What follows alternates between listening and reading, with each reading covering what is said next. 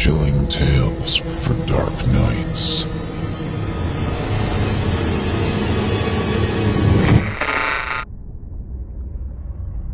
The following performance is a first-round entry in the 2017 Evil Idol voice acting competition.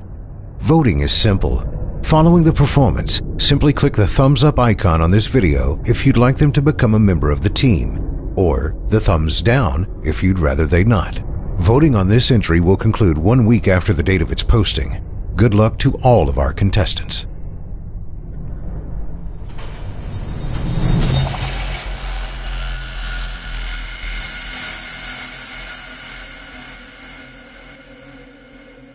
Before I try to rest, I will set down these notes in preparation for the report I must make.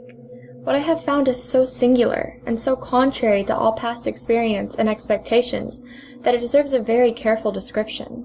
I reached the main landing on Venus, March 18th, terrestrial time 6/9 of the planet's calendar. Being put in the main group under Miller, I received my equipment, watch tuned to Venus's slightly quicker rotation, and went through the usual mask drill. After 2 days, I was pronounced fit for duty.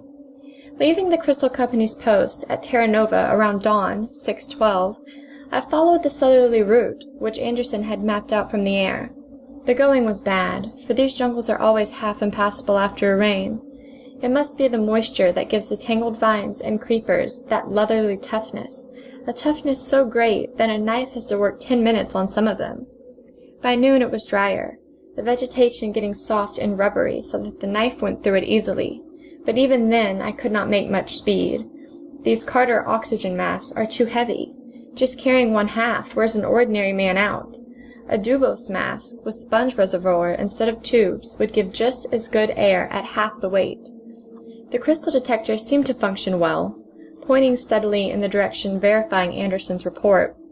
It is curious how the principle of affinity works, without any of the fakery of that old divining rods back home.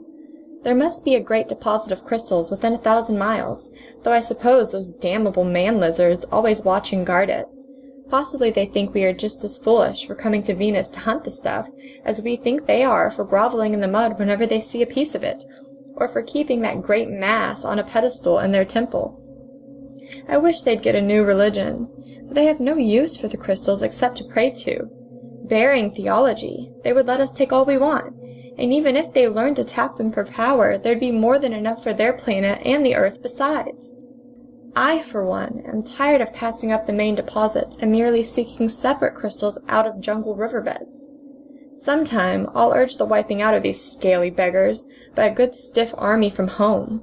About 20 ships could bring enough troops across to turn the trick. One can't call the damn things men for all their cities and towers. They haven't any skill except building and using swords and poison darts. And I don't believe their so-called cities mean much more than ant hills or beaver dams. I doubt if they even have a real language. All the talk about psychological communication through those tentacles down their chests strikes me as bunk. What misleads people is their upright posture, just an accidental physical resemblance to terrestrial man.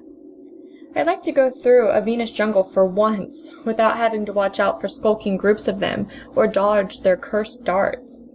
They may have been all right before we began to take the crystals, but they're certainly a bad enough nuisance now, with all their dart shooting and their cutting of our water pipes. More and more I come to believe that they have a special sense like our crystal detectors. No one knew them to bother a man, apart from long-distance sniping, who didn't have crystals on him.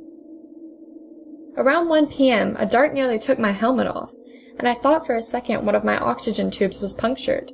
The slide devils hadn't made a sound, but 3 of them were closing in on me. I got them all by sweeping in a circle with my flame pistol, for even their color blended with the jungle. I could spot the moving creepers. One of them was fully 8 feet tall, with a snout like a tapir's. The other 2 were average 7-footers. All that makes them hold their own is sheer numbers. Even a single regiment of flamethrowers could raise hell with them. It is curious, though, how they've come to be dominant on the planet. Not another living thing higher than the wriggling Acmans and Skoras, or flying Tukas of the other continent. Unless, of course, those holes in the Dionian plateau hide something.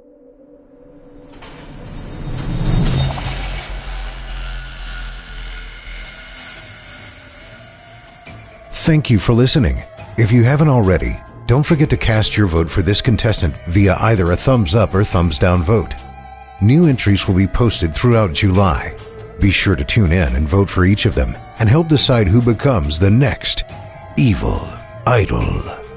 In the meantime, turn off the lights and turn on the dark. Chilling tales for dark nights.